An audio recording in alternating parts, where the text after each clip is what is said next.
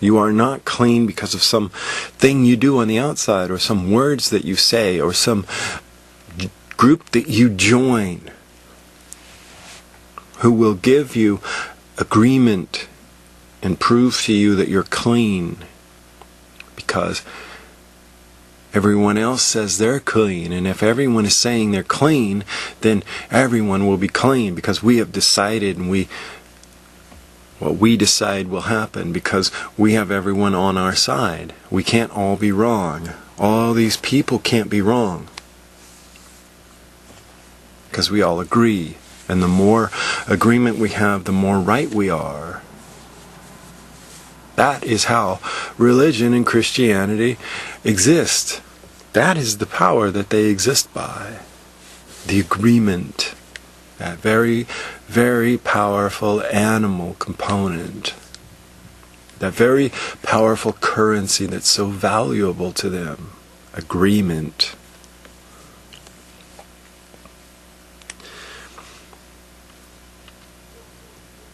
But how it works in the story of the son and that tiny little group, and how the story really contradicts man and his claim that he knows the way to God, and that he can sell that way to others to get that powerful currency of agreement, is in Jesus, the real Son of God, and those who he said were clean, the tiny little group. 12 and then 11.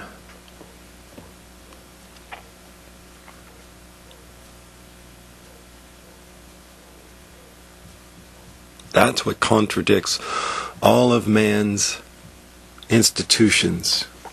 It contradicts all of the leaders who accept positions as leaders in those institutions, who claim to be the shepherds of God's people.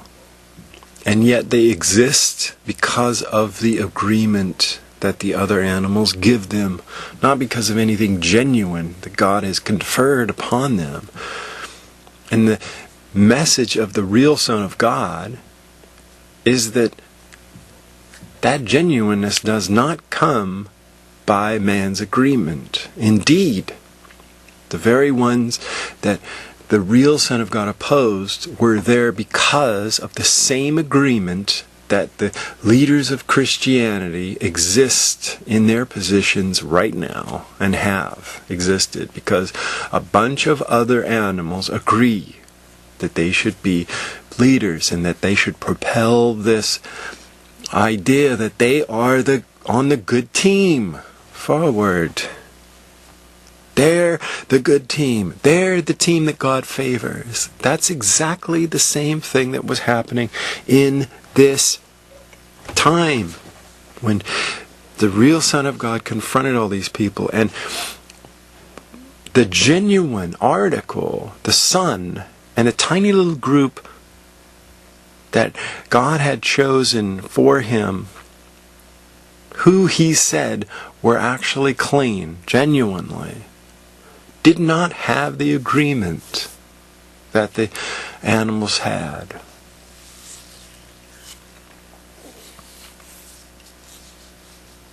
The real story is about the disagreement that God creates for those he has genuinely chosen.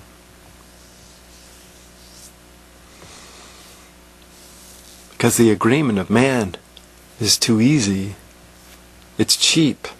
It's hoary. It's gross. It's easy to get the agreement of man. It happens all the time. All you have to do is sell your agreement, give your agreement, and get what the group promises you. That you'll be on the good team. Psychologically, you'll be able to think of yourself as on the team that's good. Against all the bad.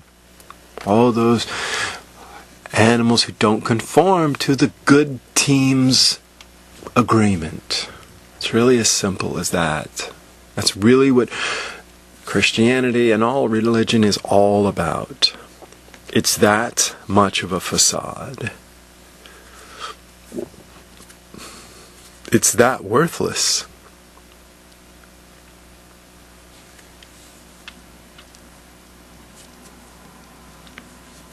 It's that insignificant.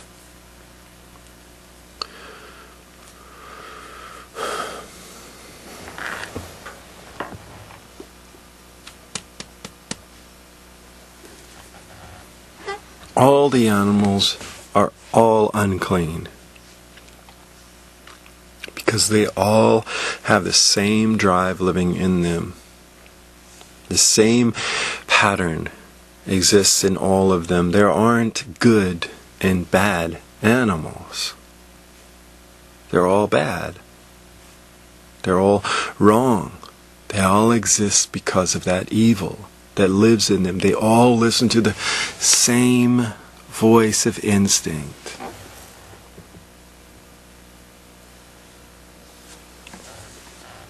And they don't just become good because they have a correct interpretation of what the words say. They don't just become good because they agree that their God is better, and that they maintain that agreement.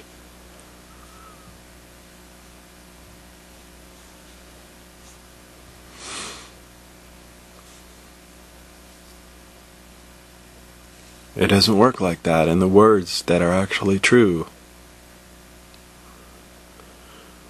They speak a different story. The real Jesus didn't exist by man's agreement. It's utterly significant because it